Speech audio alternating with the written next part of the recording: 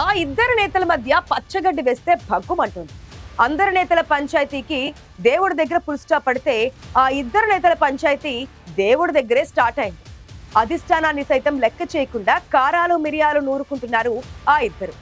ఒకే పార్టీలో ఉన్న కయ్యానికి కాలు దూవుతున్నారు. ఇది ఏంటా పంచాయతీ? ఎవరి మధ్య నడుస్తోంది ఇంత యుద్ధం?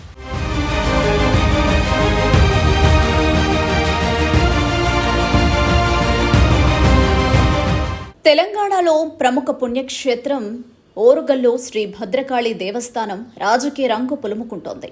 దేవస్థాన పాలక మండలి కమిటీ సభ్యుల విషయంలో మంత్రి ఎమ్మెల్యేకు మధ్య 2 నెలలుగా ఫైట్ నడుస్తోంది. తన నియోజకవర్గంలో ఉన్న దేవస్థానంపై మంత్రి పెత్తనం ఏంటని ఎమ్మెల్యే ఫైర్ అవుతున్నారు. తనను సంప్రదించకుండా ఇష్టారీతిన మంత్రి కమిటీని నియమించడంపై ఎమ్మెల్యే ఆగ్రహం వ్యక్తం చేస్తున్నారు.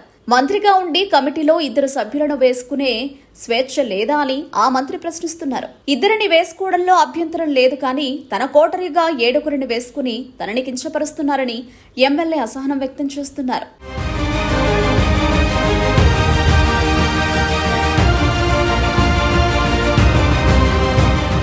అధిష్టానం జోక్యం చేసుకోకపోవడంతో వరంగల్లో మంత్రి ఎమ్మెల్యే పంచాయతీ అలాగే కొనసాగుతోంది.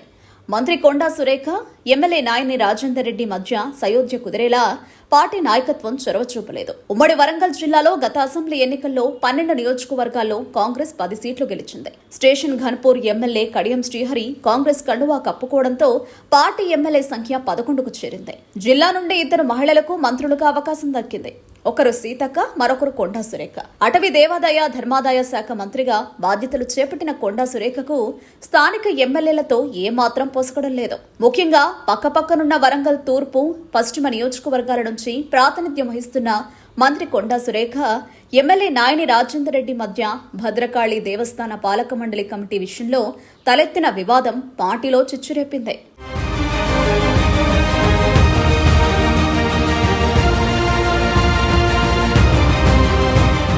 ఆలయ కమిటీలో మంత్రి జోక్యంపై తీవ్ర అసహనంతో ఉన్నారు ఎమ్మెల్యే నాయని రాజేందర్ రెడ్డి. తొలుత కమిటీ సభ్యుల నియామకంపైనే అసహనం వ్యక్తం చేసిన ఎమ్మెల్యే ఆ తర్వాత బంగారు బోనం విషయంలో, అభివృద్ధి పనుల విషయంలో మంత్రి అడ్డుపడుతున్నారని ఆగ్రహం వ్యక్తం చేస్తున్నారు.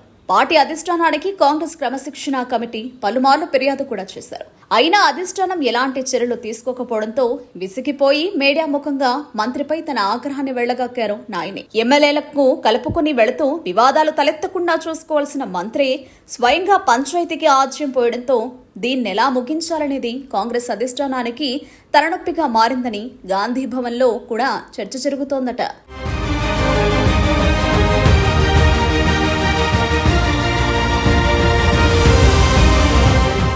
ఆషాఢ మాసంలో స్థానిక ఎమ్మెల్యే నాయనని సంప్రదించకుండా భద్రకాళి అమ్మవారి ఆలయంలో బంగారు బోనం ఏర్పాటు చేస్తున్నామని మంత్రి కొండా సురేఖ ఉత్తర్వులు జారీ చేశారు. ఇది ఆగమ శాస్త్రానికి విరుద్ధమని స్థానిక ప్రజలు, భక్తులు, పూజారులు అసహనంతో ఉన్నారని, దీన్ని విరమించుకోవాలని ఎమ్మెల్యే చెప్పడంతో ఇద్దరి మధ్య వైరం పుట్టింది. బంగారు బోనం కంటే ముందే ఆలయ పాలక మండలిలో వరంగల్ పశ్చిమ నియోజకవర్గం నుంచి కేవలం 4కి అవకాశం ఇచ్చి మెజారిటీ సభ్యులను మంత్రి కొండా సురేఖ తన నియోజకవర్గానికి కేటాయించడంతో ఎమ్మెల్యే నాయని మరింత అసహనానికి గురయ్యారు.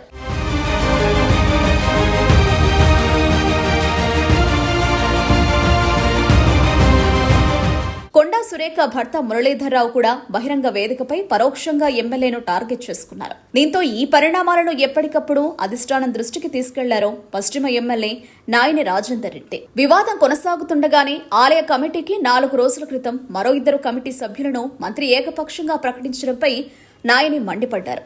దీనికి కౌంటర్గా మంత్రి కొండా సురేఖ, నాయని ఏదో అదృష్టం కొద్దీ ఎమ్మెల్యేగా గెలిచారంటూ దెప్పిపొడిచారు. మంత్రిగా 2 కమిటీ సభ్యులను వేసుకునే స్వేచ్ఛ లేదా అంటూ కౌంటర్ ఇచ్చారు. మంత్రి మాటలకు నొచ్చుకున్న ఎమ్మెల్యే నాయని తాను కూడా 40 ఏళ్లలో 4 పార్టీలు మారితే ఎప్పుడో ఎమ్మెల్యేని మంత్రిని కూడా అయ్యేవాడినని స్ట్రాంగ్ కౌంటర్ ఇచ్చారు. కాంగ్రెస్ పార్టీలో నిబద్ధత కలిగిన కార్యకర్తగా ఉండడం వల్లే తనను టార్గెట్ చేస్తున్నారని తీవ్ర అసహనానికి లోనయ్యారు. అధిష్టానానికి పలుమార్లు ఫిర్యాదు చేసి విసిగిపోయానని, ఇక తానే స్వయంగా రాజకీయ ఒత్తిళ్లను ఎదుర్కొంటానని ప్రకటించారు.